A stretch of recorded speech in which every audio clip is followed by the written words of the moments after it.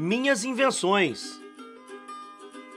Nikola Tesla, parte 6. A técnica da teleautomática.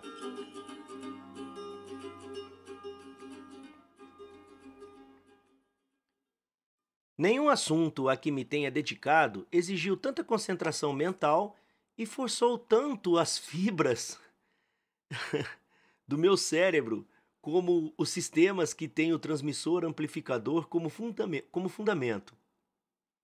Coloquei toda a intensidade e o vigor da minha juventude no desenvolvimento das descobertas do campo giratório, mas esses trabalhos iniciais tinham um caráter diferente.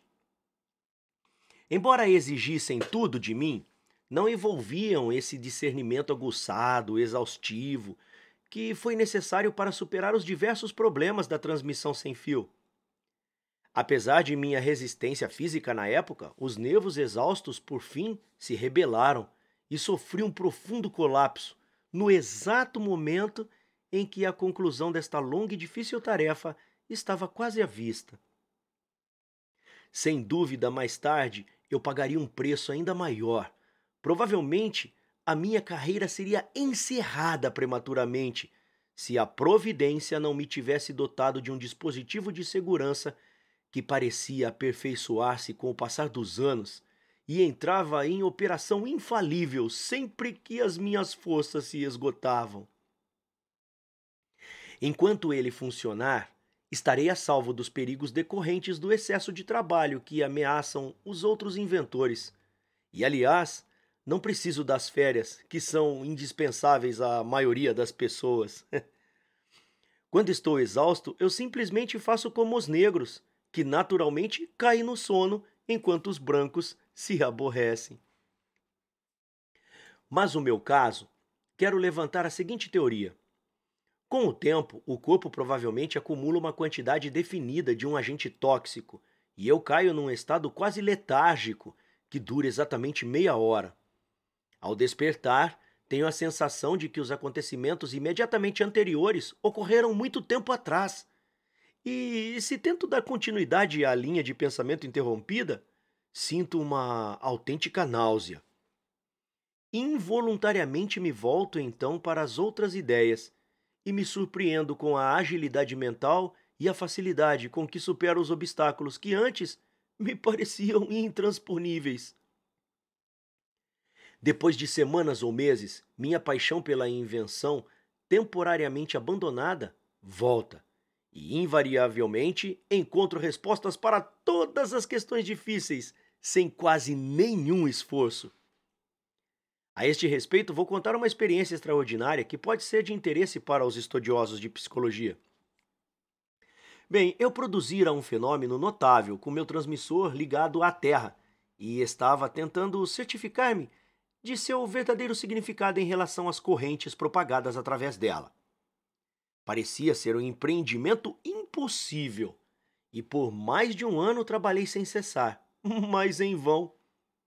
Este estudo profundo me absorveu tanto que me esqueci de tudo ao meu redor, inclusive da minha saúde fragilizada. Por fim, quando estava a ponto de entrar em colapso, um mecanismo natural de proteção entrou em ação. Aí eu caí em um sono letal. Quando recuperei meus sentidos, percebi com consternação que não conseguia visualizar cenas da minha vida atual, mas apenas algumas da minha infância, aquelas que entraram primeiro em minha consciência. Curiosamente, estas apareciam diante dos meus olhos com grande nitidez e me proporcionaram um bem-vindo alívio. A imagem da minha mãe era sempre a principal figura do espetáculo que lentamente se desenrolava, e um intenso desejo de vê-la novamente foi aos poucos tomando conta de mim. Esse sentimento tornou-se tão forte que decidi deixar todo o trabalho de lado e satisfazer meu anseio. Mas eu não conseguia me separar do meu laboratório, e passaram-se alguns meses durante os quais consegui reviver todas as impressões da minha vida passada, até a primavera de 1892.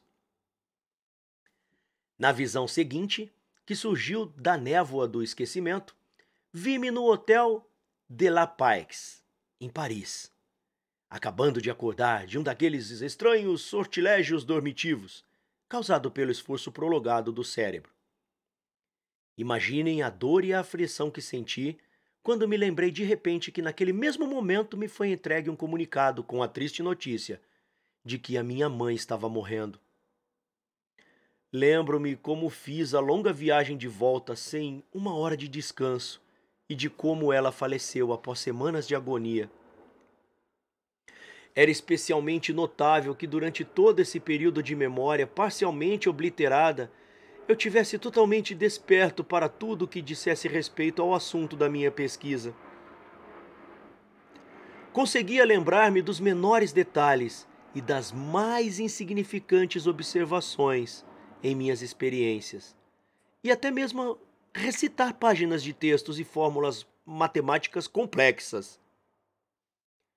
Creio firmemente em uma lei da compensação. As verdadeiras recompensas são sempre proporcionais aos esforços e aos sacrifícios feitos.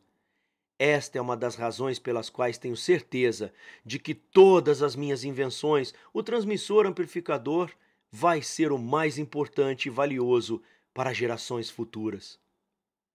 Sou levado a esta previsão não tanto pelas considerações acerca da revolução comercial e industrial, que com certeza ele deflagrará, mas pelas consequências humanitárias dos muitos avanços que ele tornará possíveis.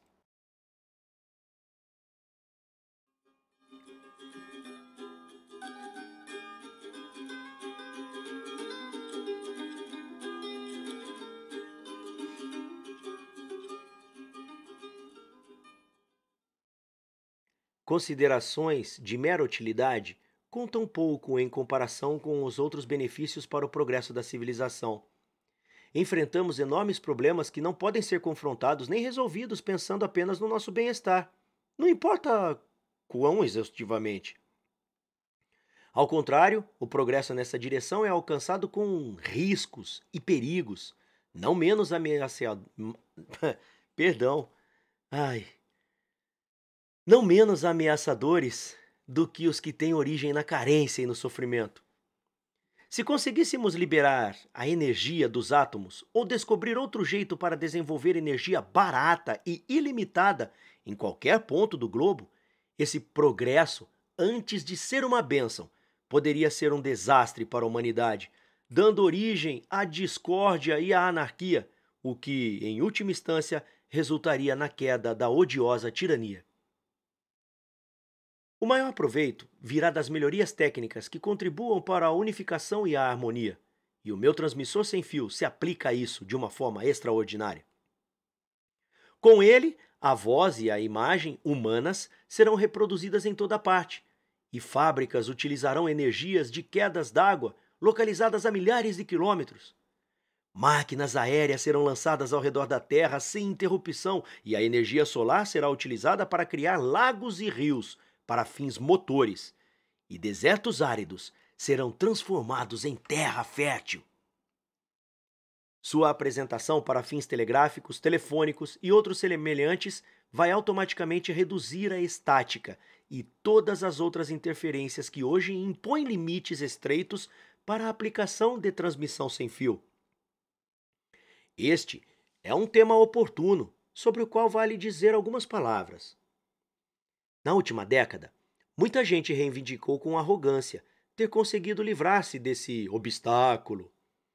Investiguei com atenção todos os procedimentos descritos e testei a maior parte deles, muito antes de serem revelados ao público, mas os resultados foram sempre negativos. Uma declaração oficial da Marinha Americana talvez tenha ensinado a alguns jornalistas mais tolos como dar o devido valor a esses anúncios. Geralmente, as tentativas baseiam-se em teorias tão falaciosas que, assim que me chegam ao conhecimento, não posso deixar de levá-las na brincadeira. Recentemente foi apregoada uma nova descoberta ao toque de ensurdecedores trombetas, mas logo veio a público que se tratava apenas de mais um exemplo de mosquito transformado em elefante. Isso me fez lembrar de um incidente emocionante que ocorreu há alguns anos, quando estava realizando as minhas experiências de alta frequência. Steve Brody acabara de pular na ponte do Brooklyn. Desde então, o feito foi banalizado por imitadores, mas a primeira notícia eletrizou Nova York. Eu era muito impressionável na época e com frequência falava sobre o ousado pintor.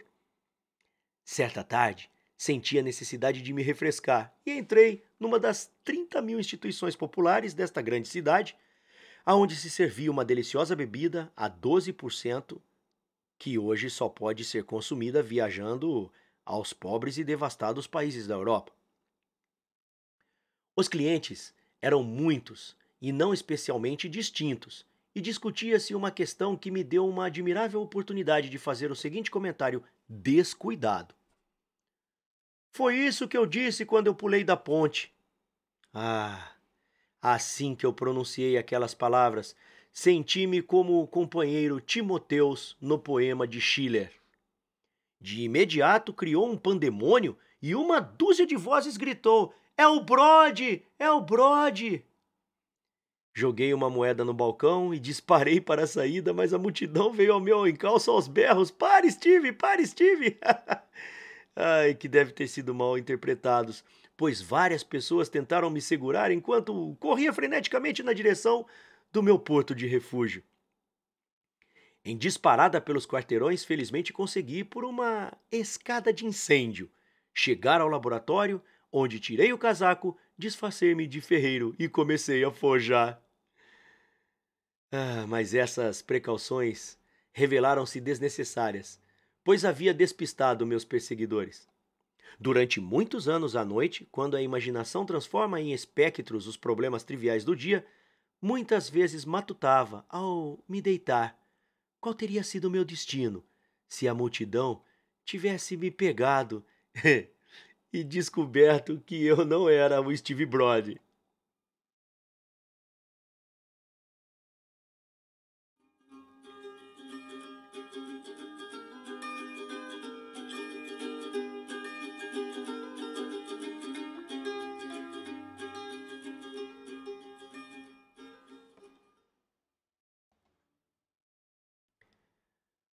Ora, o engenheiro que recentemente fez um relato de uma equipe técnica acerca de uma nova forma de remoção de eletricidade estática, baseada numa lei da natureza até agora desconhecida, parece ter sido tão negligente quanto eu, ao afirmar que esses distúrbios se propagam para cima e para baixo, enquanto eles estão em movimento junto ao emissor da superfície da Terra. Isso significaria que um condensador, como o globo, com seu invólucro gasoso, poderia ser carregado e descarregado de maneira completamente contrária aos ensinamentos fundamentais propostos em todos os manuais elementares da física. Tal suposição teria sido condenada como errônea, mesmo na época de Franklin, pois os fatos que se apoiam nisso já eram bem conhecidos. E estava comprovado que a eletricidade atmosférica e a produzida por máquinas são totalmente idênticas. Obviamente, os distúrbios naturais e artificiais propagam-se pela terra e pelo ar exatamente da mesma maneira, e ambos determinam forças eletromagnéticas tanto no sentido horizontal como no vertical. A interferência não pode ser superada por meio de nenhum dos métodos propostos. A verdade é a seguinte: no ar, o potencial aumenta a uma taxa de cerca de 150 volts por metro de altura, razão pela qual pode haver uma diferença entre tensão, que pode chegar a 20.000 ou até 40.000 volts entre as extremidades superior e inferior da antena. As massas da atmosfera carregada estão em movimento constante e cedem eletricidade ao condutor, não de modo contínuo, mas interrompido, o que produz um barulho crepitante num receptor telefônico. Quanto mais alto o terminal e quanto maior o espaço ocupado pelos fios, mais pronunciado é esse efeito. Mas deve-se compreender que ele é meramente local e pouco tem a ver com o problema real. Em 1900, ao aperfeiçoar o meu sistema sem fio, Utilizei um aparelho que tinha 4 antenas. Elas eram cuidadosamente calibradas na mesma frequência e conectadas em série, com o objetivo de amplificar a ação para permitir a recepção de todas as direções. Quando eu queria determinar a origem do impulso transmitido, cada um dos pares dispostos diagonalmente era posto em série com uma bobina primária, que energizava o circuito detector. No primeiro caso, o ruído no telefone era alto. No segundo, ele cessava, como esperado. As duas antenas neutralizavam uma a outra, mas a verdadeira estática manifestava-se em ambos os casos. E tive de encontrar diversas medidas preventivas que funcionavam de acordo com outros princípios. Valendo-me de receptores conectados a 2 pontos da Terra, como já havia sugerido antes, esse problema causado pelo ar carregado e nas estruturas que são construídas hoje, que é muito sério, é anulado. Além disso, o risco de todo tipo de interferência é reduzido em cerca da metade, por causa do caráter direcional do circuito. Isso era completamente óbvio, mas parecia uma revelação para algumas pessoas simplórias que trabalham com dispositivos sem fio, pois sua experiência limitava-se a aparelhos que poderiam ter sido aperfeiçoados com um machado, por terem sido projetados com princípios completamente equivocados. E eles vinham descartando a pele do urso antes de matá-lo. Se fosse verdade que a interferência atmosférica executa tais acrobacias, seria fácil livrar-se delas, bastando para isso receber 100 antenas. Mas na realidade, um fio enterrado no chão, que segundo essa visão deveria estar absolutamente imune, é mais suscetível a certos impulsos externos do que outro colocado verticalmente no ar. Para ser justo, ocorreu um pequeno progresso, não em virtude de qualquer método ou aparelho em particular, mas simplesmente desistindo das enormes estruturas, que são bastante ruins para a recepção, e adotando um tipo de receptor mais apropriado. Como já salientei em um artigo, para resolver esta dificuldade para valer, deve-se fazer uma mudança radical no sistema, e isso o quanto antes. Seria de fato uma calamidade se, nestes tempos em que a tecnologia sem fio está ainda no início de seu desenvolvimento, e a grande maioria, sem exceção até dos especialistas, não tem ideia de suas últimas possibilidades, fosse criada uma lei que a transformasse em monopólio do governo.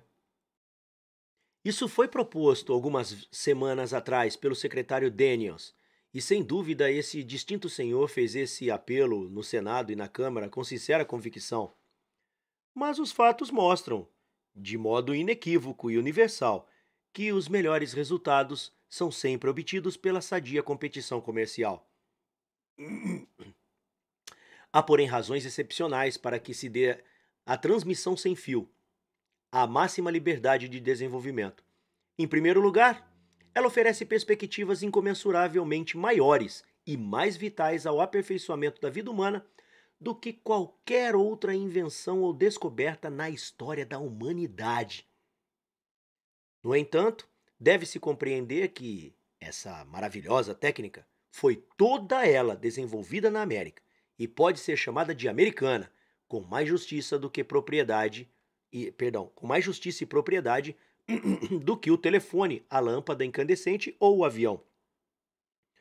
Os assessores de imprensa e corretores da bolsa tiveram tal sucesso na propagação da desinformação que até mesmo um periódico tão excelente como o Scientific American concedeu o crédito principal a um país estrangeiro.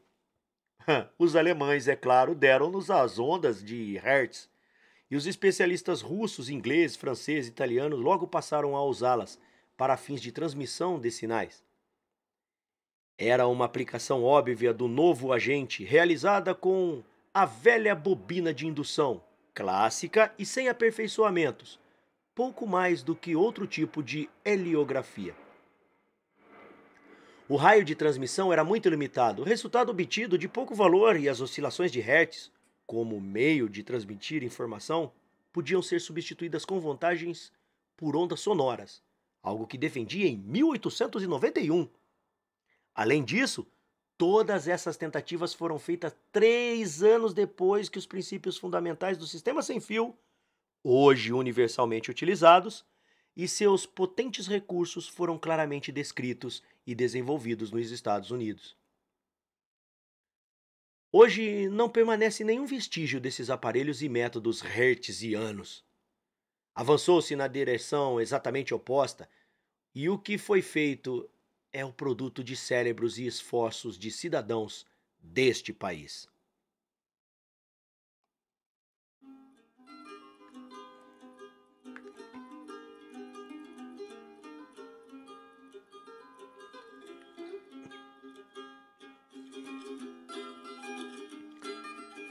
As patentes fundamentais já expiraram e as oportunidades estão abertas para todos. O argumento principal do secretário de governo baseia-se na interferência dos sinais. Segundo sua declaração publicada no New York Herald, de 29 de julho, os sinais de uma estação potente podem ser interceptados em qualquer aldeia do mundo. Tendo em vista esse fato, que foi demonstrado em minhas experiências de 1900, de pouco adiantaria impor restrições apenas nos Estados Unidos. Para tornar claro este ponto, posso mencionar que há pouco recebi a visita de um cavalheiro de estranha aparência, com o objetivo de contratar os meus serviços para a construção de transmissões mundiais num país distante.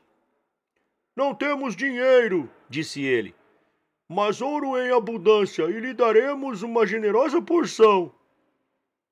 Disse-lhe que primeiro queria ver o que será feito com as minhas invenções nos Estados Unidos, e isto encerrou a conversa. Mas estou convencido de que certas forças obscuras estão em ação, e com o tempo, a manutenção da comunicação contínua se tornará mais difícil. A única solução é um sistema imune a interrupções. E ele foi aperfeiçoado, existe, e é preciso colocá-lo em funcionamento. O terrível conflito da Primeira Guerra Mundial ainda é a principal preocupação, e talvez a maior importância será dada ao transmissor amplificador como máquina de ataque e defesa, particularmente em conjunto com a teleautomática. Esta invenção é o resultado lógico de observações que tiveram início em minha infância e se prolongaram por toda a vida. Quando foram publicados os primeiros resultados, a Electrical Review declarou em editorial que ela se tornaria um dos fatores mais importantes para o progresso civilizatório da humanidade. Não vai demorar para que esta previsão se realize. Em 1898 e 1900, ela foi oferecida ao governo e poderia ter sido adotada se eu fosse um daqueles que vão ao pastor de Alexandre quando querem um favor de Alexandre. Naquela época, eu realmente pensava que ela viria a abolir a guerra, devido à destrutividade ilimitada e à exclusão do elemento pessoal no combate. Mas, embora não tenha perdido a fé nas suas potencialidades, minhas ideias mudaram desde então. A guerra não pode ser evitada até que a causa física de sua ocorrência seja suprimida. E esta, em última análise, é a vasta extensão do planeta em que vivemos. Só com o aniquilamento da distância sob todos os aspectos, como a transmissão de informações, o transporte de passageiros e suprimentos e a transmissão de energia, as condições serão um dia atingidas, garantindo a permanência de relações amigáveis. Aquilo de que mais precisamos hoje é um contato mais próximo e com maior entendimento entre os indivíduos e as comunidades do mundo inteiro, e a eliminação da devoção fanática a ideais exaltados de egoísmo e orgulhos nacionais, sempre prontos para mergulhar o mundo na barbárie e nos conflitos primitivos. Nenhum partido ou decisão parlamentar jamais poderá impedir tal calamidade. Elas não passam de novos meios de pôr os fracos à mercê dos fortes.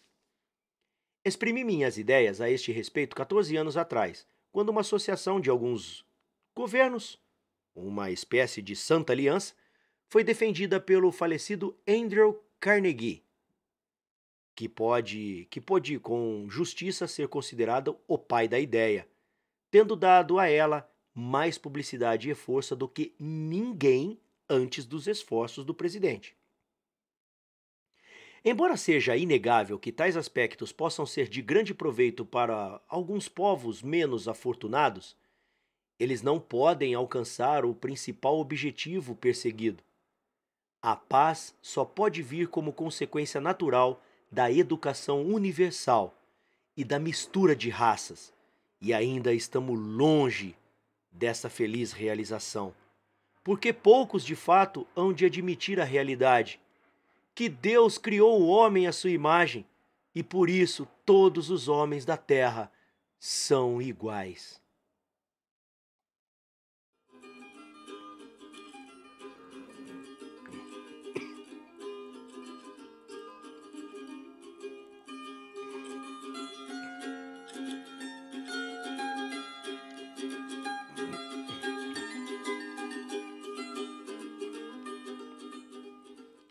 Mas há, na verdade, uma só raça, com diversas cores. Cristo é uma única pessoa, mas é de toda a gente. Então, por que algumas pessoas se creem melhores do que as outras? Quando olho para o mundo de hoje, à luz dos gigantescos combates que testemunhamos, tenho plena convicção de que todos os interesses da humanidade seriam mais bem servidos se os Estados Unidos permanecessem fiéis às suas tradições, fiéis a Deus, em quem afirmam crer, e se mantivessem distante de alianças emaranhadas. Devido à sua posição geográfica distante do teatro dos presentes conflitos, sem incentivo para o crescimento territorial, com recursos inesgotáveis e uma imensa população totalmente imbuída do espírito de liberdade e de direito, este país ocupa uma posição única e privilegiada. Pode, portanto, exercer de maneira independente a sua colossal energia e sua força moral para o bem de todos, de modo mais judicioso e efetivo do que como membro de uma fusão. Já falei das circunstâncias de minha vida e dos problemas que me levaram ao exercício constante da imaginação e da autoobservação. Essa atividade mental, inicialmente involuntária sob pressão da doença e do sofrimento, aos poucos foi tornando-se uma segunda natureza e me levou por fim a reconhecer que eu não passava de um autômato carente de livre-arbítrio nos pensamentos e nos atos, e meramente passivo diante das forças do meio ambiente. Nossos corpos têm uma estrutura tão complexa, os movimentos que fazemos são tão numerosos e complicados, e as impressões externas sobre os nossos órgãos sensoriais tão delicadas e fugidas, que é difícil para o homem mediano compreender os fatos. No entanto, nada é mais convincente ao observador treinado do que a teoria mecânica da vida, que foi em certa medida compreendida e proposta por Descartes 300 anos atrás. Naquela época, muitas funções importantes de nossos organismos eram desconhecidas, e sobretudo no que se refere à natureza da luz e das estruturas e funções dos olhos. Os filósofos tateavam no escuro. Nos últimos anos, o progresso da pesquisa científica nesse campo foi tamanho que não dá mais lugar a dúvidas, pois muitas obras têm sido publicadas. Um dos seus mais capazes e eloquentes expositores talvez seja Félix Ledantec, ex-assistente de Pasteur. O professor Jacques Loeb efetuou notáveis experiências sobre o heliotropismo, que estabelecem com clareza o poder de controle da luz nos organismos de forma inferior. E seu último livro, Forced Movement, Movimentos Forçados, é uma revelação. Mas enquanto os cientistas aceitam essa teoria simplesmente como qualquer outra que seja reconhecida, para mim é uma verdade que demonstro a todo momento em meus atos e pensamentos. A consciência de que a impressão externa provoca em mim todo tipo de esforço, físico ou mental, está sempre presente em minha mente. Só em ocasiões muito raras, quando estava em estado de concentração excepcional, tive dificuldade em localizar o impulso original. A imensa maioria dos seres humanos nunca está consciente do que se passa ao seu redor e dentro de si mesmos, e milhões são vítimas de doenças e morrem precocemente exatamente por isso. As ocorrências mais comuns e rotineiras parecem-lhes misteriosas e inexplicáveis. Podemos sentir uma súbita tristeza e quebrar a cabeça por uma explicação, quando poderíamos ter notado que ela foi causada por uma nuvem que obstruiu os raios de sol. Podemos ver a imagem de um amigo querido sob condições consideradas estranhas, quando pouco antes de cruzarmos com ele na rua, ouvimos seu retrato em algum lugar. Quando perdemos um botão de colarinho, bufamos e xingamos por uma hora, sendo incapazes de visualizar nossas ações anteriores e localizar diretamente o objeto. A observação deficiente é apenas uma forma de ignorância, responsável por muitas ideias mórbidas e insensatas que acabam prevalecendo. Apenas uma em cada 10 pessoas não crê em telepatia e outras manifestações psíquicas, em espiritualismo e comunicação com os mortos, e se recusariam a dar ouvidos a trapaceiros, voluntária ou involuntariamente. Só para dar um exemplo de quão profundamente arraigada se tornou essa tendência, mesmo entre a população americana mais esclarecida, posso citar um incidente cômico. Pouco antes da guerra, quando a exibição de minhas turbinas nessa cidade suscitou amplos comentários nas revistas técnicas, previ que haveria uma disputa acirrada entre os fabricantes para se apossarem da invenção. E eu tinha planos especiais para aquele homem de Detroit, com uma misteriosa capacidade de acumular milhões. Eu estava tão confiante de que, mais dia menos dia, ele iria aparecer, que declarei ao meu secretário e assistentes que aquilo era a coisa certa. E de fato, em uma bela manhã, um grupo de engenheiros da Ford Motor Company se apresentou, querendo discutir comigo um projeto importante. Não disse, comentei triunfante com os meus funcionários, e um deles respondeu: "Oh, o senhor é incrível, senhor Tesla. Tudo acontece exatamente como prevê." Assim que aqueles cabeças duras se sentaram, eu naturalmente comecei logo a expor as maravilhosas características da minha turbina, quando o porta-voz me interrompeu e disse: "Sabemos tudo sobre isso, mas fomos enviados numa missão especial. Formamos uma sociedade psicológica para investigação de fenômenos psíquicos e queremos que o senhor se una a nós nesse empreendimento." Ah, acho que nunca aqueles engenheiros souberam quão perto estiveram de ser postos para fora do meu escritório. Desde então, alguns dos maiores homens de nossa época, principalmente personalidades da ciência, cujos nomes são imortais, disseram-me que possuo uma mente extraordinária. Dirijo todas as minhas faculdades pensantes para a solução de grandes problemas, seja qual for o sacrifício que isso implique. Por muitos anos tentei resolver o enigma da morte e observava atentamente todo tipo de indicação espiritual. Mas só uma vez em toda a minha vida tive uma experiência que momentaneamente me pareceu sobrenatural. Foi na época da morte da minha mãe. Estava absolutamente exausto com a dor e a longa vigília. E certa noite fui levado a um edifício a cerca de 2 quarteirões de casa. Enquanto me prostrei ali, desamparado, pensei que se minha mãe morresse enquanto eu estivesse longe do quarto, ela, por certo, me mandaria um sinal. 2 ou 3 meses antes, estava em Londres, em companhia de meu falecido amigo Sir William Crookes, quando a discussão enveredou para o espiritualismo. E eu estava sob a forte influência dessas coisas. Talvez não tenha dado atenção aos outros homens, mas fui receptivo aos seus argumentos, pois fora o seu trabalho capital sobre a matéria radiante que li quando estudante, que me fizera seguir carreira de engenharia elétrica. Refleti que as condições para uma visão do além eram as mais favoráveis, pois a minha mãe era uma mulher genial e se sobressaía especialmente na capacidade de intuição.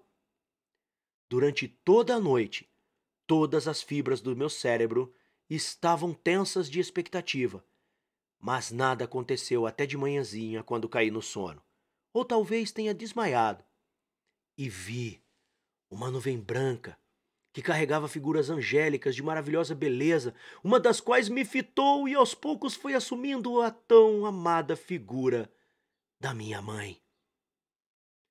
A aparição flutuou devagar pelo quarto e desvaneceu, e fui despertado por uma canção indescritivelmente doce de muitas vozes. Nesse momento veio-me uma certeza, que nenhuma palavra pode exprimir, de que minha mãe acabava de morrer. Era verdade. Não conseguia entender o tremendo peso do doloroso conhecimento que recebi de antemão. E escrevi uma carta a Sir William Crookes, quando ainda estava sob o domínio dessas impressões e em mau estado de saúde corporal. Quando me recuperei, procurei por muito tempo a causa externa daquela estranha manifestação e, para meu grande alívio, obtive êxito após muitos meses de esforços estéreis. Eu havia visto a pintura de um famoso artista que representava alegoricamente uma das estações sob a forma de uma nuvem com um grupo de anjos que pareciam realmente flutuar no ar, e aquilo muito me impressionara. Era exatamente igual ao que aparecera em meu sonho, com exceção da semelhança com a minha mãe. A música veio do coro de uma igreja das proximidades, da missa matutina de Páscoa, o que explica tudo satisfatoriamente, em conformidade com os fatos científicos. Isso aconteceu há muito tempo, e jamais tive a mínima razão desde então para mudar as minhas ideias acerca dos fenômenos psíquicos e espirituais, para os quais não há fundamento. A crença neles é resultado natural do desenvolvimento intelectual. Os dogmas religiosos não são mais aceitos em seu significado ortodoxo, mas cada indivíduo se agarra à fé em algum tipo de poder supremo. Todos precisamos de um ideal para governar a nossa conduta e garantir nossa satisfação, mas pouco importa se é um ideal de fé, arte, ciência ou qualquer outra coisa, desde que cumpra a função de uma força desmaterializada. É essencial para a existência pacífica da humanidade que prevaleça uma única concepção comum.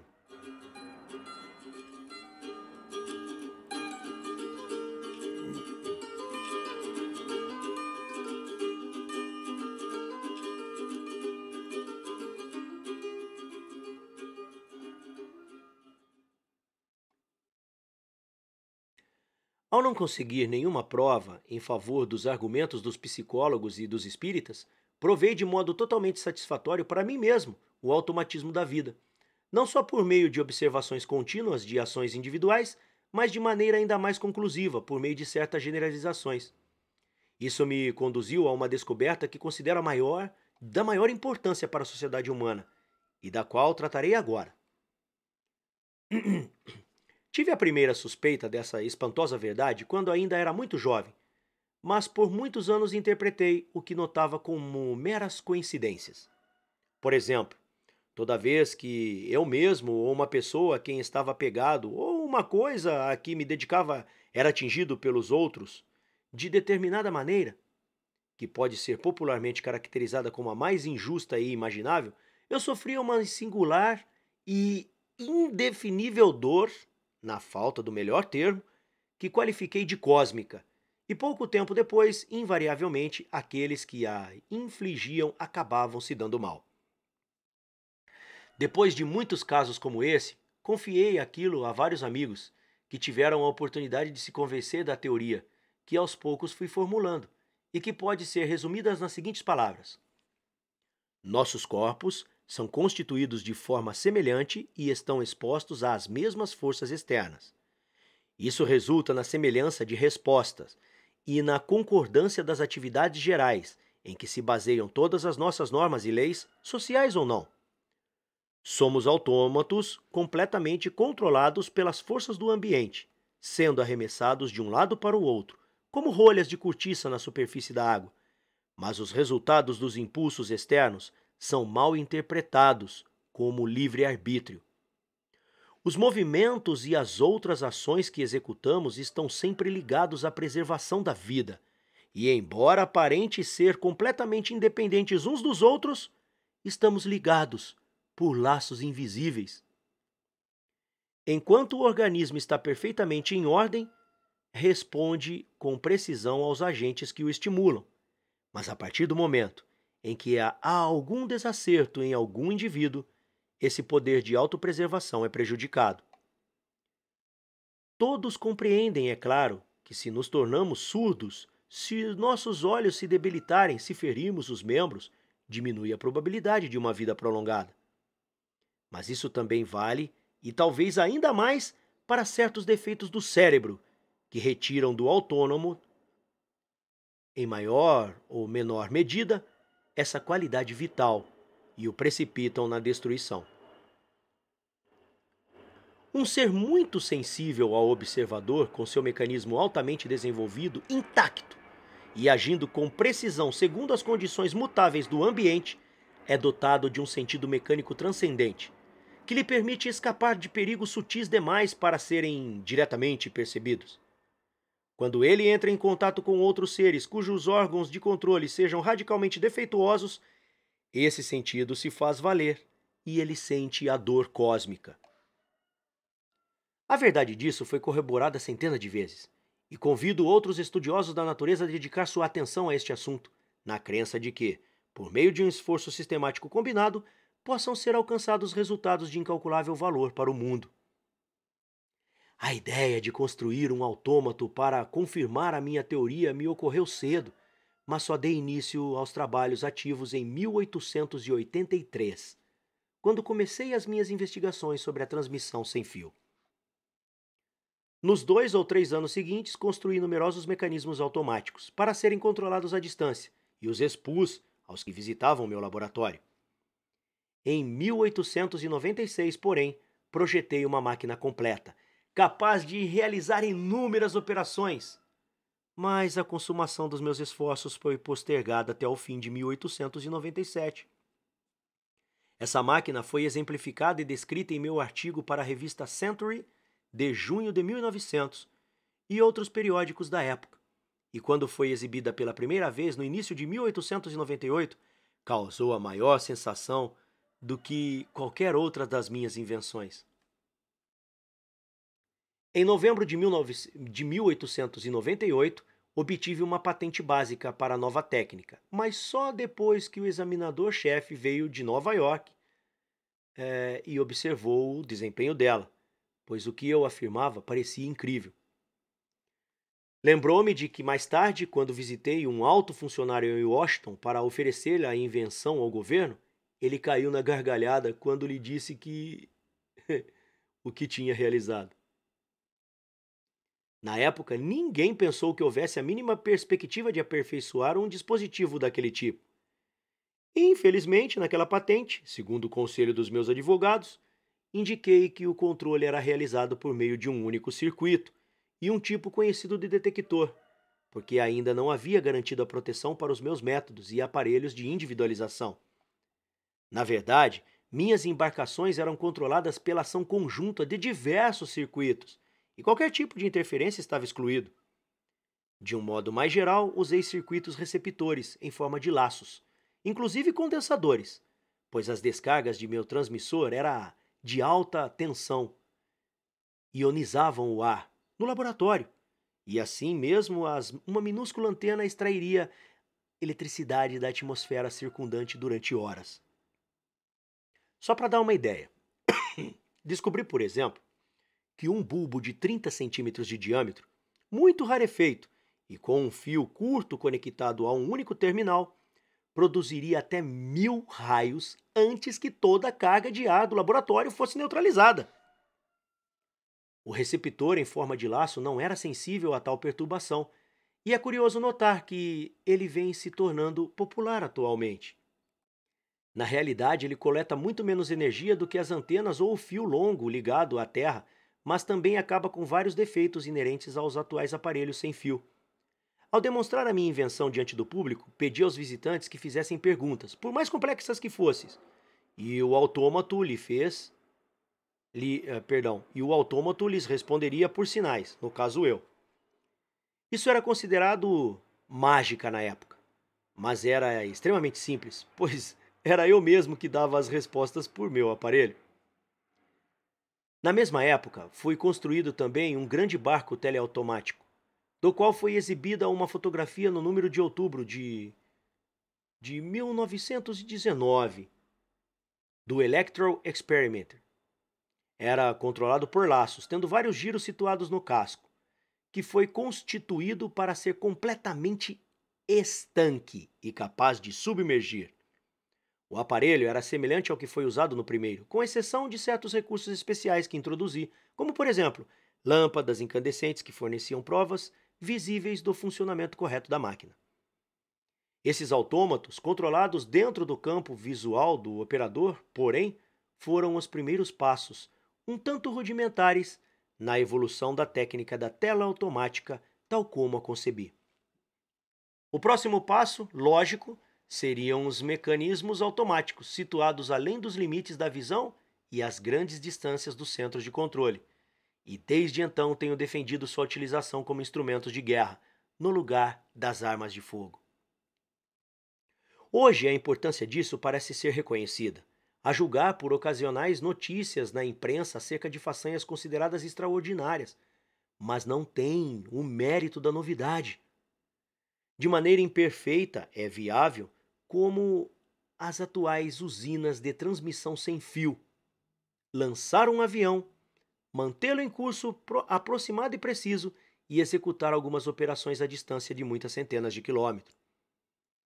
Uma máquina desse tipo também pode ser controlada mecanicamente de diversas maneiras, e não tenho dúvida de que ela possa revelar-se útil na guerra. Mas até onde sei, hoje não existem equipamentos com os quais tal objetivo possa ser alcançado de maneira precisa.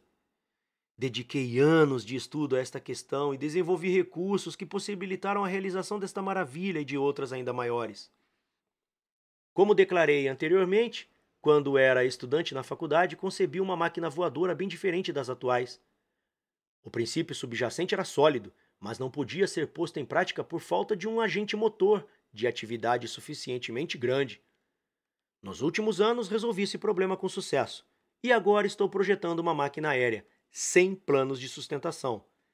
Ailerons, propulsores e outros acessórios externos que poderá alcançar velocidades imensas e muito provavelmente fornecerá poderosos argumentos em favor da paz num futuro próximo.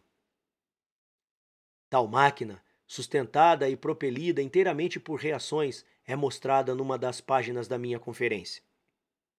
Uma das minhas conferências, na verdade, e deve ser controlada mecanicamente ou por energia sem fio. Mecanicamente ou por energia sem fio. Ao estabelecer as usinas adequadas, será viável projetar um míssil desse tipo no ar e fazê-lo cair quase no lugar exato designado, que pode estar a milhares de quilômetros de distância. Mas não vamos deter nisso. Serão, por fim, produzidos teleautômatos capazes de agir como se tivessem inteligência própria, e seu advento deflagrará uma revolução. Já em 1898, propus a representantes de uma grande indústria a construção e exibição pública de um veículo automotor, que por si só executará uma grande variedade de operações que envolve algo similar ao juízo. Minha proposta, porém, foi considerada quimérica na época e não deu em nada. Hoje, muitas das mentes mais capazes vêm tentando inventar meios para prevenir a repetição do horrível conflito que só teoricamente acabou, e cuja duração e principais problemas eu predisse corretamente num artigo publicado no Sun de 20 de dezembro de 1914.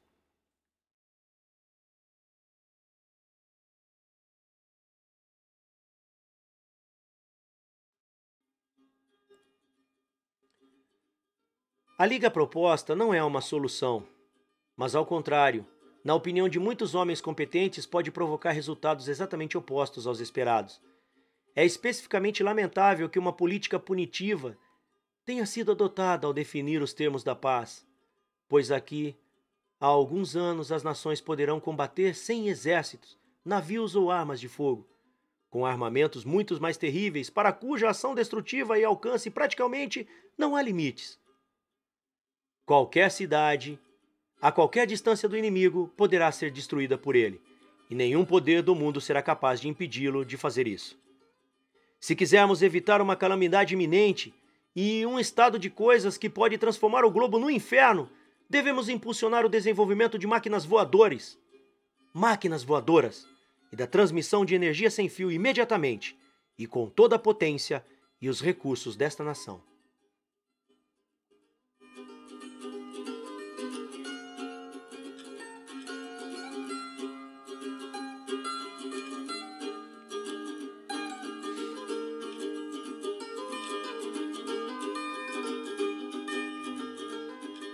Fim do livro. Obrigado pela companhia. Obrigado por ouvir. Se você gostou, deixe o like. Aproveite para consultar os outros livros da playlist deste canal. Compartilhe em suas redes sociais. Para ajudar o canal, o Pix está na descrição deste vídeo. Até a próxima leitura. Valeu!